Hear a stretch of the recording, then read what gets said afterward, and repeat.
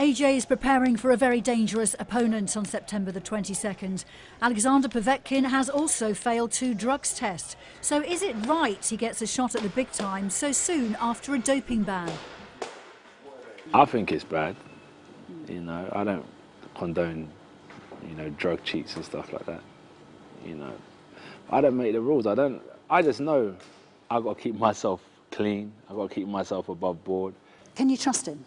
Because he's failed 2 drugs tests, this guy.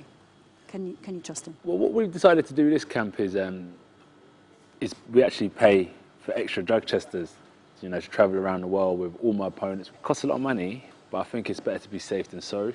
And I put myself up for it. My opponent has to put himself up for it. We upfront the cash because it's an independent drug agency that go around and do random drug tests. And I'm sure Povetkin wants to prove that he's clean as well and we're fair and square. You've had to take this fight because it's a mandatory and you couldn't get the Deontay Wilder fight sorted out in time.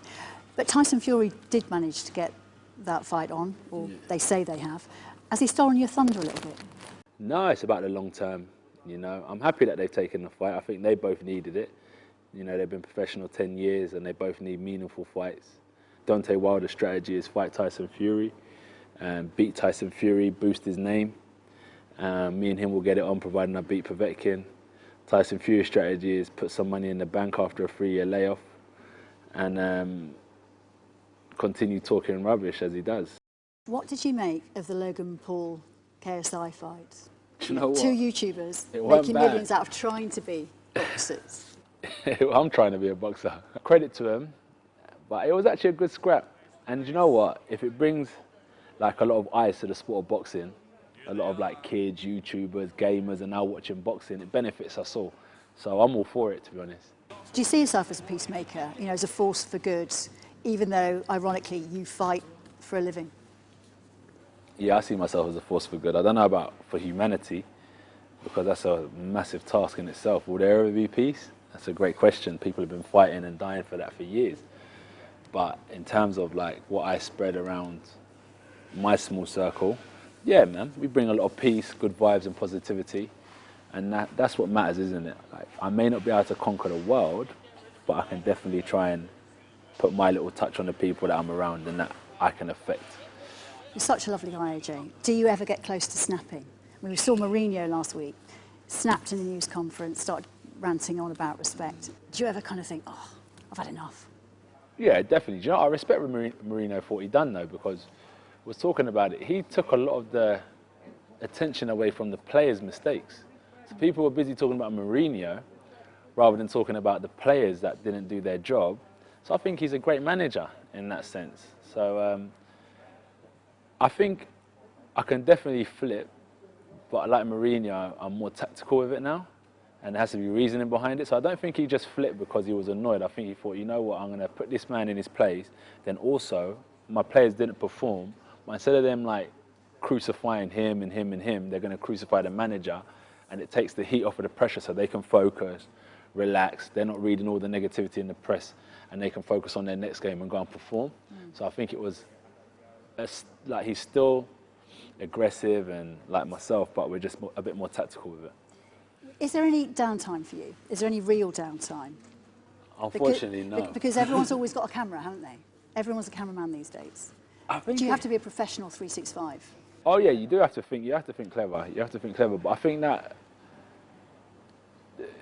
where I grew up, I think, you know, it keeps me on my toes. You know, and I've always had that mentality anyway. So that side of things doesn't really affect me because I've always had my wits about me. Do you know what I mean? But I think, yeah, nowadays with all these cameras and stuff, anyone has to be careful because it's easy to make mistakes and it's hard to rectify them. Do you know what I mean? One mistake can change your life, so you've got to be on your toes. Do you fear anything? I mean, it might be not boxing to do with boxing, it might be spiders or something. Dying early. Dying early. Really? Yeah, dying young, yeah, definitely. Why do you think about that? Because we're all going to go. We're all going to go.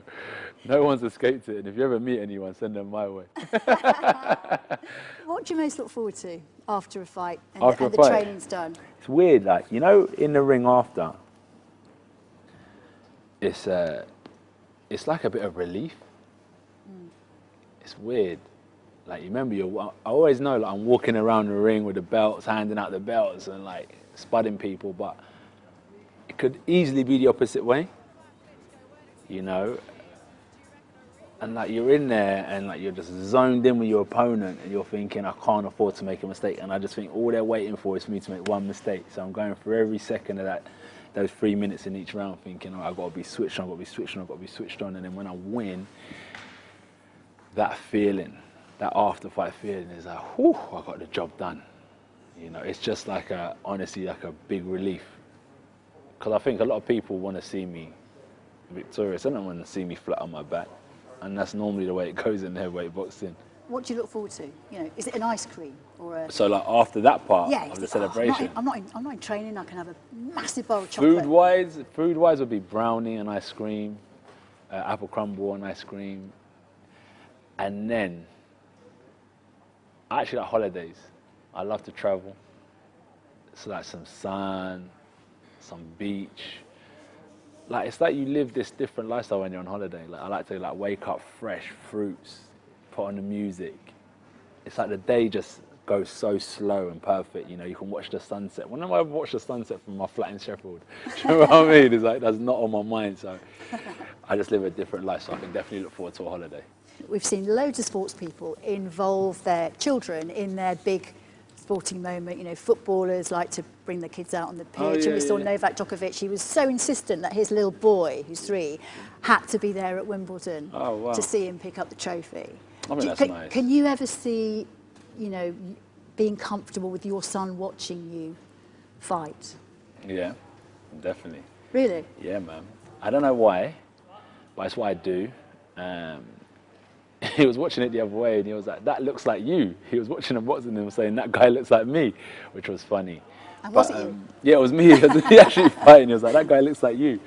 But am I comfortable about him watching? Yeah, definitely. He has to know what I do. I has to understand the struggles more than anything. Taking him to the fights and stuff, not so important. My mum doesn't come. My niece doesn't come. My dad goes, my sister. But what I like to do is maybe just keep it separate. So, like, I'm dad. I'm not the fighter. I'm not the champion. I'm just dad at home. Do you know what I mean? So they respect me for that. And that's the way I like to keep it, to be honest. But he would definitely be aware of what I do, what it took to get there. And I'll reflect that in life in general, not just in sport. And that's what I mean. That's the dad advice, not just the boxer advice. Because I don't want him to be a boxer. What's he going to be then? Maybe accountant.